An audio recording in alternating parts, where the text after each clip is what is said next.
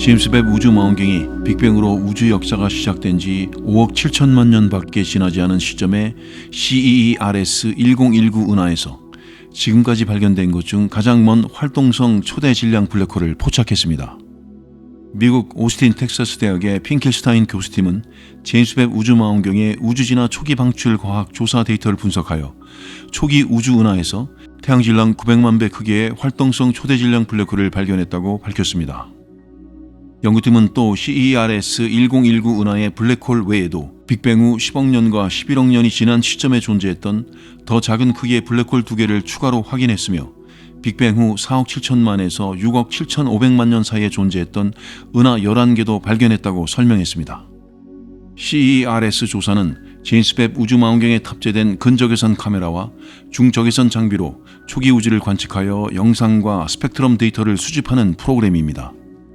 연구팀은 CERS 1019 은하에서 발견된 초대 질량 블랙홀은 지금까지 가장 초기 은하에서 발견됐다는 점은 물론 질량이 다른 우주 초기 초대 질량 블랙홀에 비해 상대적으로 작다는 점도 주목할 만하다고 밝혔습니다.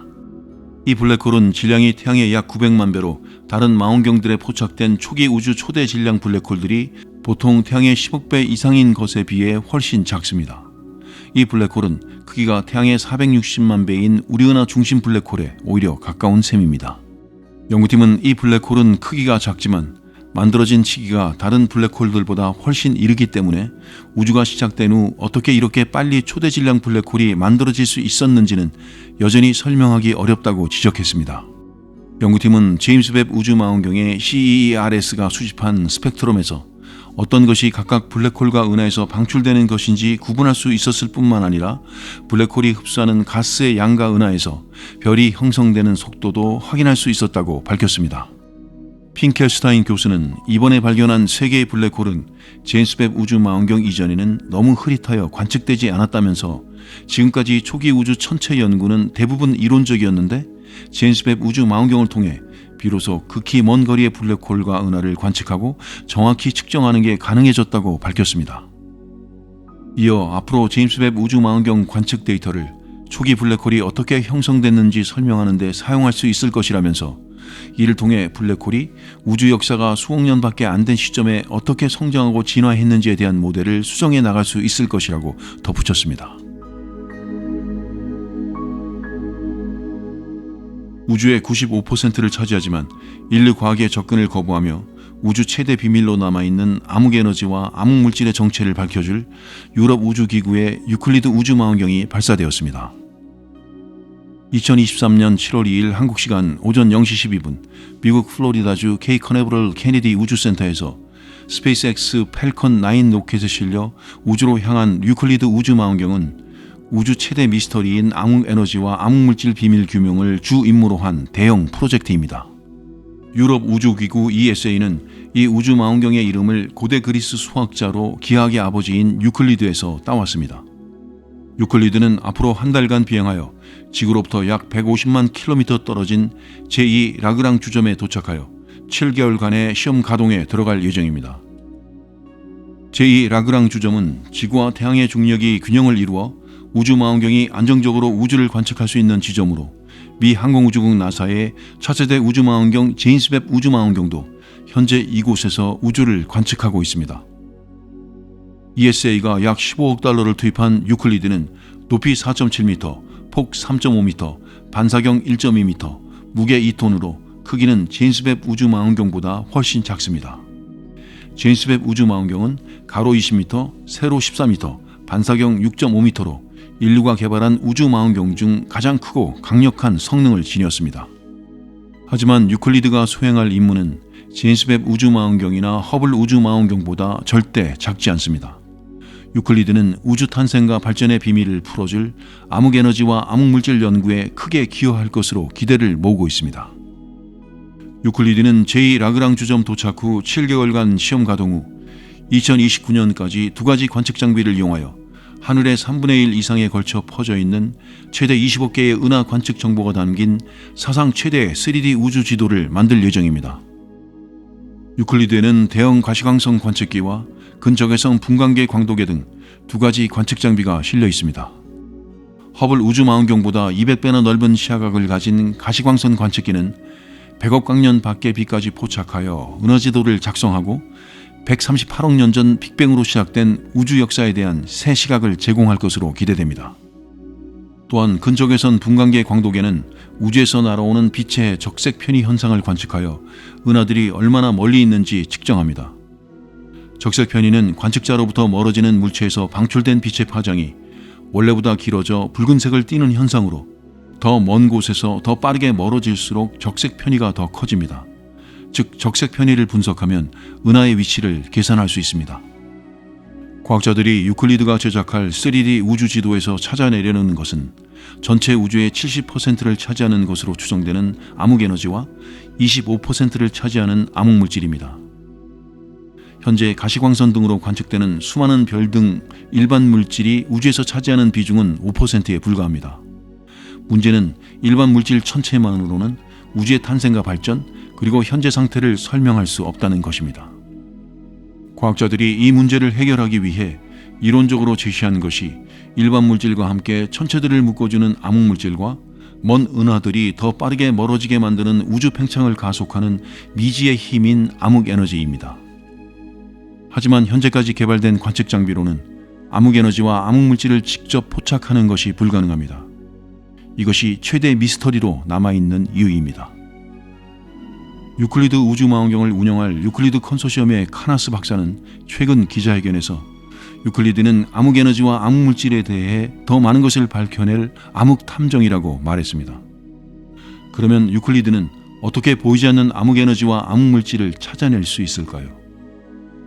유클리드 컨소시엄 과학자들은 3D 우주지도에 나타나는 중력 렌즈 현상을 분석하여 암흑물질과 암흑에너지를 간접 확인할 계획입니다.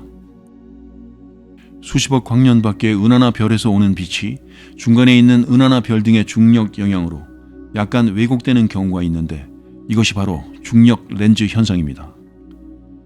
하지만 빛이 왜곡되는 정도가 관측할 수 있는 은하나 별의 중력만으로는 설명되지 않는 경우가 많은데 과학자들은 이 현상을 정밀 분석하면 지구와 은하 사이에 존재하는 암흑에너지나 암흑물질을 밝혀낼 수 있을 것으로 보고 있습니다. 유클리드 프로젝트 매니저인 라카 박사는 중력 렌즈 현상에서 관측 가능한 물질의 영향을 제거하면 그 은하와 우리 사이에 있는 암흑물질이나 암흑에너지의 존재를 계산할 수 있을 것이라고 말했습니다. 이어 유클리드 우주망원경 관측을 통해 우주의 95%가 인류에게 알려지지 않은 상태로 남아있는 문제를 해결하고자 한다고 덧붙였습니다. 그러나 과학자들은 유클리드 우주망원경이 이번 임무를 통해 암흑물질의 실체를 밝혀내지는 못하겠지만 앞으로 암흑물질을 추적하는 데 도움이 될 새 단서를 제공하고 은하와 블랙홀 진화 과정을 밝히는 데에도 기여할 것으로 기대합니다. 유클리드 컨소시엄 책임자인 프랑스 파리 천체물리학 연구소 멜리에 박사는 유클리드의 우주지도는 암흑에너지와 암흑물질을 넘어 천문학 전체 분야가 수십 년간 발굴해야 할 금광이 될 것이라고 말했습니다.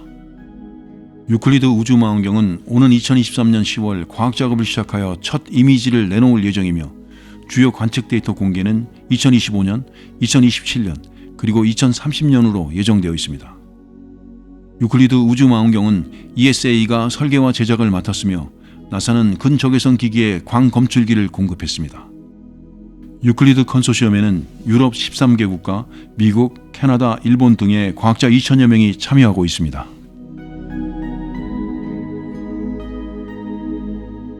영화 인터스텔라에서 중력이 지구보다 훨씬 큰 밀러 행성에서 몇 시간을 보내고 우주선으로 돌아온 우주인들은 그 사이 지구 시간으로 23년 이상이 흘렀음을 알게 됩니다.